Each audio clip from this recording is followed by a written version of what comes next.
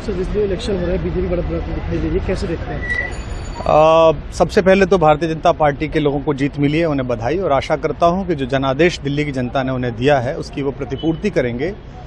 और वे सब आम आदमी पार्टी के लाखों करोड़ों कार्यकर्ता जो अन्ना आंदोलन से आए, जिनके बहुत ही निश्चल निष्पाप और बड़े भारत की राजनीति को बदलने के सपने की हत्या एक निर्लज्ज, नीच, मित्रहंता, आत्ममुग्ध और चरित्रहीन व्यक्ति ने की, उसके प्रति तो क्या संवेदना। दिल्ली को उससे मुक्ति मिली। और मैं ये जानता हूं कि अब जो आम आदमी पार्टी में लोग बच गए थे सत्ता के लोभ में, लालच में, पदों के लिए, उस पैसे के चक्कर में, वे सब भी अब वापस जाएंगे, लौटेंगे, कुछ अपने व्यवसायों में लौटेंगे, कुछ पार्टियों में चले जाएंगे। और पतन यहाँ से प्रारंभ हुआ है उन लोगों का।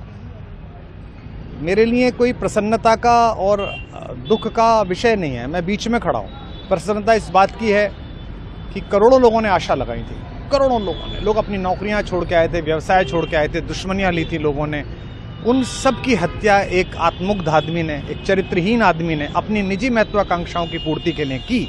उसको दंड मिला, ईश्वरीय विधान से दंड मिला। प्रसन्नता इस बात की भी है कि न्याय हुआ। आज जब कहना नहीं चाहिए, लेकिन आज टीवी पर जब जंगपुरा का निर्णय आया और सामने दिखाई दिया कि मनीष हार गया, तो सदा तटस्थ रहने वाली और राजनीति से विरत रहने वाली मेरी पत्नी जो है, उसकी आंख में आंसू आ गए, वो रोने लगी। क्योंकि उसी से उसने ये कहा था कि अभी तो है ताकत, और उसने कहा था भैया ताकत सदा तो नहीं रहती। तो ये अहंकार आशा करता हूँ अगले लोग नहीं करेंगे, जो बाकी दल है वो नहीं करेंगे, इससे सबक लेंगे। और दिल्ली के नागरिकों को मैं अच्छे शासन के लिए बधाई देता हूँ। अब भारतीय जनता पार्टी अपने नेतृत्व में सरकार बनाकर दिल्ली के जो दुख थे पिछले 10 वर्ष के, उन्हें दूर करे। और आम आदमी पार्टी के समस्त कार्यकर्ताओं को कहता हूं कि आपने जिस किसी भी लोभ लालच में, सब कुछ जानते हुए एक ऐसे व्यक्ति के समर्थन में काम किया जिसने अपने मित्रों की पीठ में झुरा घोंपा, गुरु को धोखा दिया, अपने साथ कंधे से कंधा मिला के लड़ने वाली महिलाओं को अपने घर लाके पिटवाया, अपनी निजी सुख और साधन के लिए जनता का पैसा खर्च किया, अब उससे आशा लगानी छोड़ें, अब बाहर निकलें, अपना अपना जीवन देखें। मुझे राघवेंद्र सरकार राम की कृपा मिली, जिनका ये घर है, जिनकी कृपा से मैं यहाँ खड़ा हूँ। मुझ पर कृष्ण कृपा हुई कि मैं इस निर्लज्ज सर्कस से बाहर आ सका। मैं उन सब से भी अच्छे भविष्य की कामना करता हूँ कि वो कोई गंदगी ना फैलाएं कहीं भी, वो लौट जाएं अपने शिविरों में। जिस तरह माधव को, कृष्ण को दूत देखकर भी भरी सभा में अट्टहास करने वाला दुर्योधन जो ये कहता था सुचिग्रम नैव दास्यामि बिना युद्धे न केशवः, बिना युद्ध के 5 गांव भी नहीं दूंगा, आज वो अपनी सीटों के लिए तरस रहा है।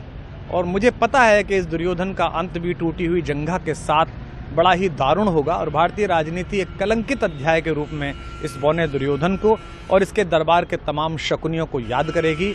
मैं उनकी मुक्ति की कामना करता हूं कि ईश्वर उन्हें इस दुख से बाहर निकाले, और समस्त लोगों को बधाई देता हूं कि चलिए अंततः न्याय हुआ। सर बात करें दिल्ली के चुनाव या यूपी के उपचुनाव मिल्कीपुर को लेकर, चुनाव आयोग पर तमाम तरह के आरोप लगाए जा रहे हैं। अखिलेश यादव ने कल कहा कि वहाँ उपचुनाव में मिल्कीपुर, ये राजनीतिक विषय है, इस पर मैं राजनीतिक कार्यकर्ता नहीं हूँ, तो इस पर मेरी टिप्पणी शोभनीय नहीं है, वो आपस में सब जाने। लेकिन दिल्ली के चुनावों को लेकर एक मिश्रित प्रतिक्रिया है। दुख है कि अन्ना आंदोलन से एक ऊर्जा जो पैदा हुई थी, जिससे देश में एक सकारात्मक बदलाव हो सकता था, एक वैकल्पिक राजनीति हो सकती थी, उसकी हत्या एक अहंकारी आदमी ने, एक आत्ममुग्ध और असुरक्षित आदमी ने कर दी। मैं आशा करता हूं कभी ना कभी भारत में ऐसा सूर्योदय किसी न किसी दल में अवश्य होगा, जो भारत को जहां पहुंचना है वहां पहुंचाने का मार्ग प्रशस्त करेगा। बहुत धन्यवाद।